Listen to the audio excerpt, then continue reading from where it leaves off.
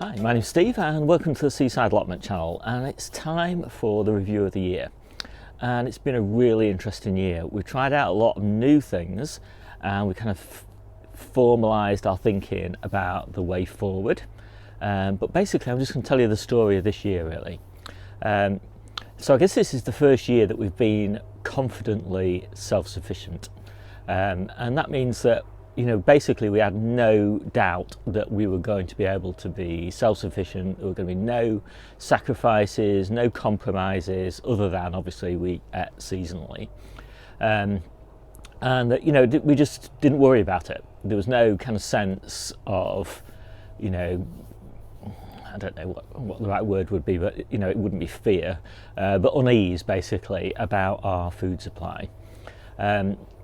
And we achieved that really by, getting our methods right, working on the quality of the soil, choosing our varieties, all those sort of basic things, because obviously we've only been gardening at the beginning of the year for 3 years.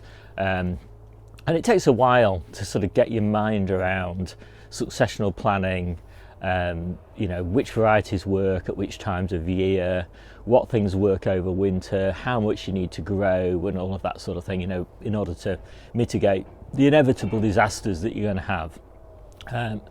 So that was a big thing, that we basically gardening just felt a lot easier than it has in previous years. And the second thing is that, we trimmed down the number of people that we grow for. So in previous years we've grown for sort of 22 people, and not everything that they eat.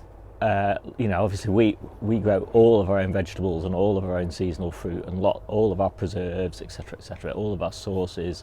But for other people, they just get whatever we have in surplus at that time of year. But we have each year we have a little bit less surplus in a way, because what we're trying to do is be self-sufficient ourselves, to have no carbon footprint for any of the food, not just that we eat, but also we like to grow a little bit more food for the rest of our family, local family, so that we're eliminating our carbon footprint. This is getting really confusing. So basically the extra food that we grow for our family reduces their carbon footprint, and that offsets the carbon footprint of the food that we have to buy. So basically our food is 100% carbon neutral. So we tried to reduce the kind of unintentional surplus. So we have an intentional surplus for our family, but we still have too much and of certain things at certain times of year, and so we give that to our friends. And it's kind of essential, in my opinion.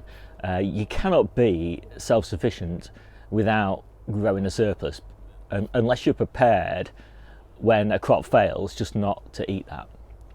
So in our case we're not prepared to do that because we don't want to compromise, so we just grow a little bit more, and then if half of that crop fails, we still got half of it left. That's what we need.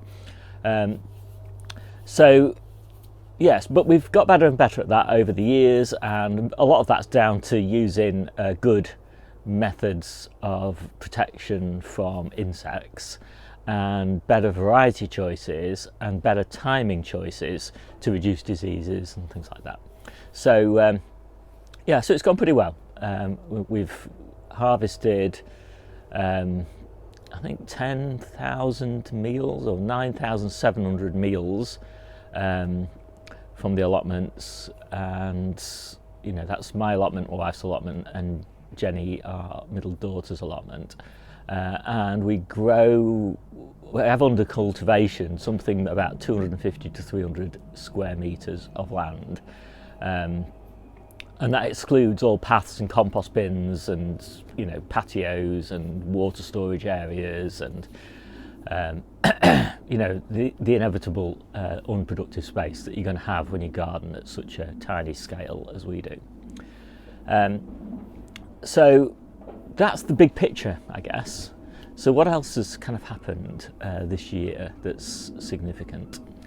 Well, it's been the wettest autumn, well actually late summer, autumn and early winter that I can ever remember in this area. I think, you know, just generally country-wise that's been the same story, but here we're normally quite dry and it's just been so wet, it's been dismal. But that means we've not had to use hardly any tap water. I mean, we've been pretty much 100% self-sufficient in rainwater from, as I say, late summer. Ironically, spring and early summer was exceptionally dry, and we ran out of rainwater, winter captured rainwater, you know, about the end of April probably, early May, and so all the way through, you know, late May, June and early July, I think, you know, we were heavily dependent on tap water for that period of time. So then what basically happened? So we're at the point really where, from a kind of hobby point of view, the allotment was losing its challenge, because, you know, we were growing everything we needed. You know, we were happy mostly with the quality of what we grew, happy with the nutritional content of it, and you know, we didn't want to grow anymore. We didn't want to grow any extra. You know, the challenge of growing more, you know, wasn't very interesting to me. I'm not interested in showing veg, and so, you know, my kind of attention turned to how can I grow simpler, you know, with less effort, less workload, you know, just more pleasure basically. And so we've gradually this year trimmed down our effort to the point where I'm probably doing about, I think, averaging about 14 hours a week, and Jennie does a few hours and Debbie does a few hours as well. I think I do the most. Debbie does a lot of craft projects, but I don't really count those because they're not really related to growing food. You know, they're just fun activities. I generally don't do very many craft projects. I don't grow any flowers or anything like that. I'm focused just on really growing the edibles that we eat. So yeah, so that's kind of, you know, as we got into sort of September, October, November, I was starting to think, you know, what can we do to dramatically reduce our workload next year? Part of that is our watering. So we wanted to make watering much easier. We wanted to grow less, so keep on growing for less people. That's our strategy basically over time, is, you know, to grow more food for a smaller number of people. So focusing really on growing for the family and close friends. And then we got a new set of rules from the council, and that really helped us shape our strategy for next year. So they declared their long-term intention to move to 100% rainwater on this site. So we do have tap water at the moment. And so we bought 2 big IBCs for my plot, which uses the most water because I grow year round on my plot. And so that ups our water storage capacity on my plot to something like 4.7 cubic metres, which isn't enough. It's nowhere near enough at the moment to get us through the whole year, but I mean, it's a massive increase over this year. And so that was the first thing, and I'll tell you the full implications of all of this in a minute, so I'll go through these things. So the second thing is they said that you're not allowed to wash food on the allotment. It's always just be washed at home. Well, obviously we harvest a lot of veg in summer, lots of leafy greens, you know, lots of lettuces and spinaches and all of that sort of thing. Well, if you can't wash those and pack them here, that's going to be a real problem, because by the time you've finished picking them all and got them home, they'll all be wilted and useless basically.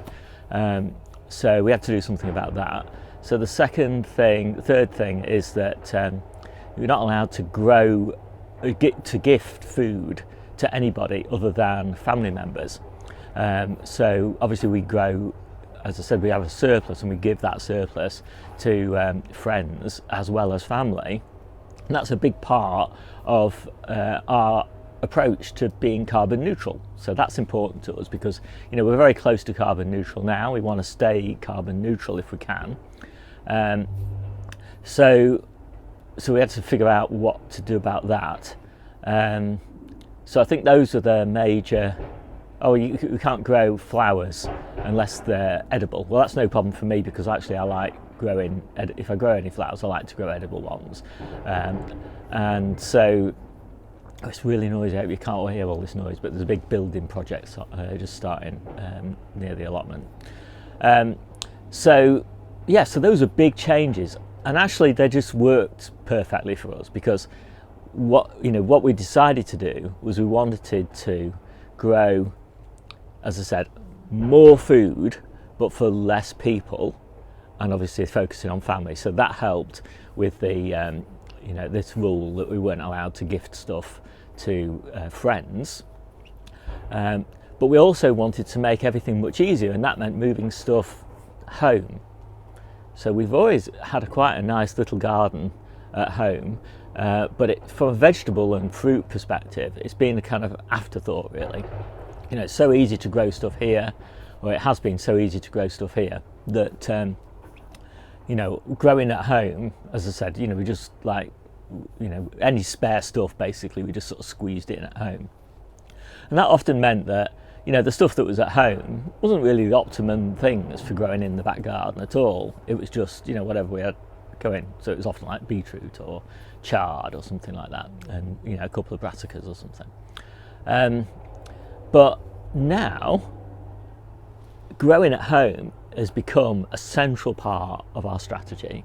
So in summer, we want to grow almost all of our leafy greens in the back garden. So that's all the lettuces, the purslane, the spinaches, the rocket, the radishes, the spring onions, the brassicas, leafy brassicas, the kales and the like, the sprout leaves, all of as much as we can of the leafy greens we want to grow at home.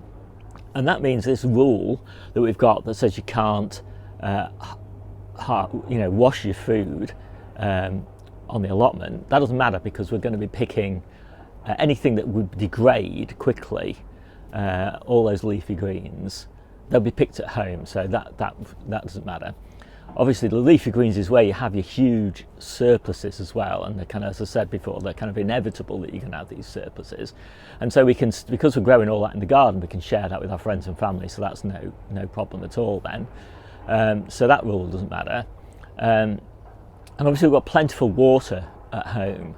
Again, so we've got huge roofs on the garage and the house that we can collect water from. So we're like restricted to, just got like the polytunnel and a little shed to capture rainwater.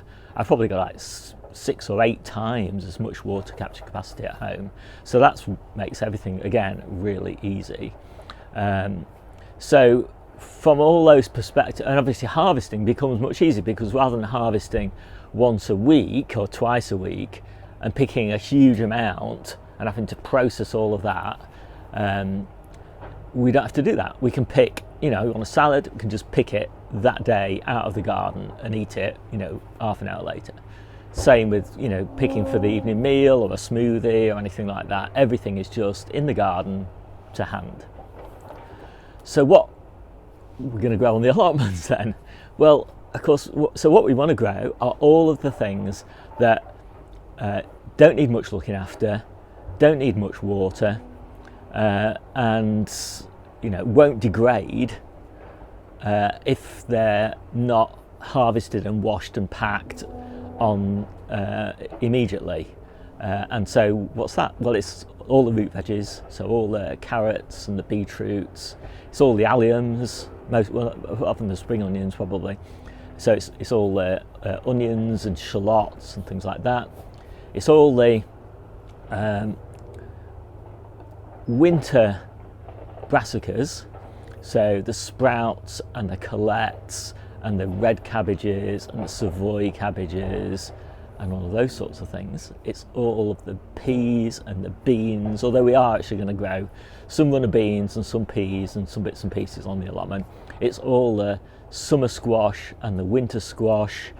So it's, you know, it's all a lot of the fruit, although we do have a big fruit garden at home for, you know, picking fruit salads and things like that. So we've got lots of raspberries and strawberries and cherries and all of those sorts of things, blueberries. So yeah, so that's so that's kind of, you know, what's been prompted by, mainly really by our own strategy to grow more of the staples, the low value, you know, the potatoes, the carrots, the beetroot, etc., etc. You know, they're not, you know, the highest value crops to grow. They don't have the biggest impact on climate change. So from that perspective, you know, from an environmental perspective, it's a terrible decision. But from our own personal perspective, you know, it's a better thing to do, because it means, you know, life's a lot easier for us. We're not constrained by these allotment rules, yeah, just makes life easier. You know, I don't have to keep coming down to the allotment all the time, every day, to water, you know, and to look after everything.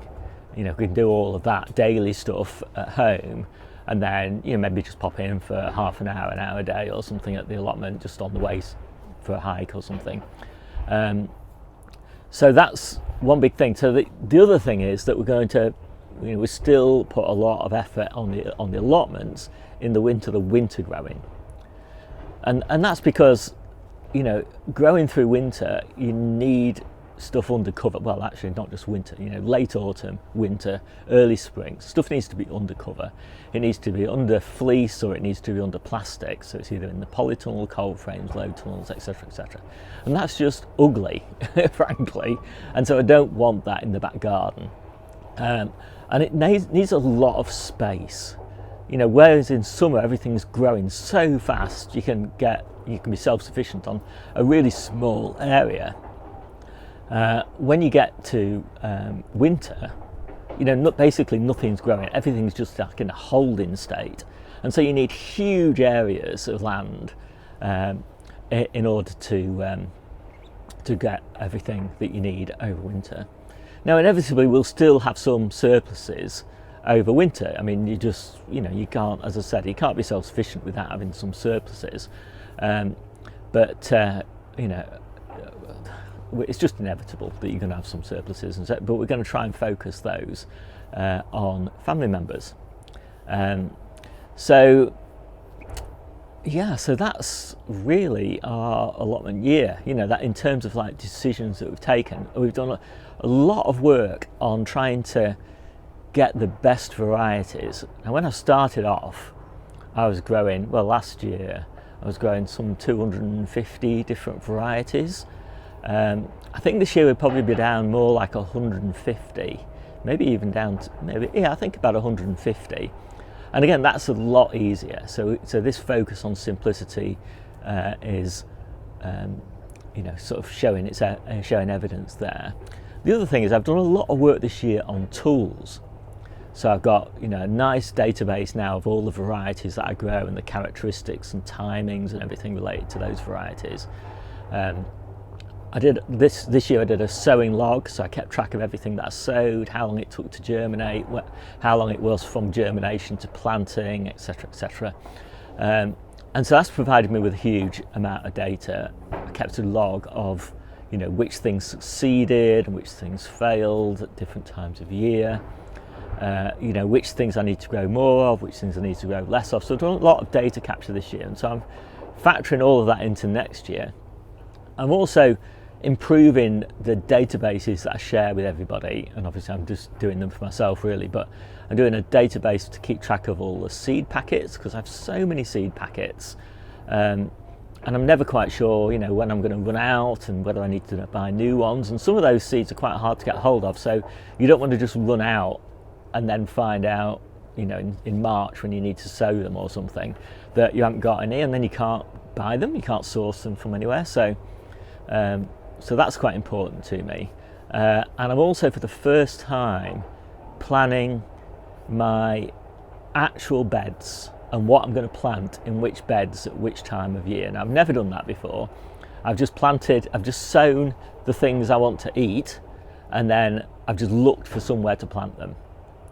But that's much harder to do now with the way that I'm managing my plot. And I've got so many beds, and I've got to keep track of making sure, you know, obviously I can't do true crop rotations where I'm leaving like 3 years between things, because I do 4 successions in a bed in a year. So there was no way that I can do a 3-year succession plan or anything like that. But I try to make sure that I leave about a year between one crop and the next crop of the same type. But there'll be 3 different crops in between, you know, and so from different families. So it's just a nightmare trying to do crop rotations on my plot. But anyway, it is what it is. I don't seem to have too many problems. So I'm actually doing a bed plan. So I've created a new database, a couple of new databases to keep track of what I'm planting in all of the beds. And I'll do some videos on those later on. Let me just do a quick wrap up then. So we basically harvested, I think, £9,700 worth of veg this year. We think of that as 9,700 meals. It's about right. Of the 9,700, about £700 of those were preserves. So we've done a huge number of sauces and jams and pickles and, you know, frozen loads of stuff, dehydrated loads of stuff. So we've got an amazing array of stuff to eat in winter. We've got a massive store of root veg and winter squash and those sorts of things in our storeroom. Well, just the back of the garage, really. It sounds too fancy to call it a storeroom, because every bed is planted up, and every bed has been planted up all through the year. We never have bare soil for more than a few weeks, and that's very important to me, you know. So we've either got cover crop or we've got actual edible crop, and actually we eat the cover crop as well. So, you know, basically every square inch of the allotments is being harvested all the time. So that's a big part of our strategy to improve the health of the soil. I think I'll finish at this point, otherwise I'll just keep on rambling. So I hope you found this interesting. You know, I'm always unsure, you know, whether these sorts of videos are interesting to people, but you know, it's nice for me just to round things up, and it's nice to listen back to the I'm just listening to the equivalent of this video from last year, and I find it quite interesting to see how things are progressing and remember how things were and what I was thinking. I will do another video talking more specifically about what we're going to do in the back garden. We're doing and the front garden. We're doing a lot of work at home to kind of create an ornamental kitchen garden, and I'm really excited about it because I think it's going to look really nice, much better than it has in previous years, be much more productive and be much easier. So I'm really happy about that. So with that, I'll finish up and I'll see you soon.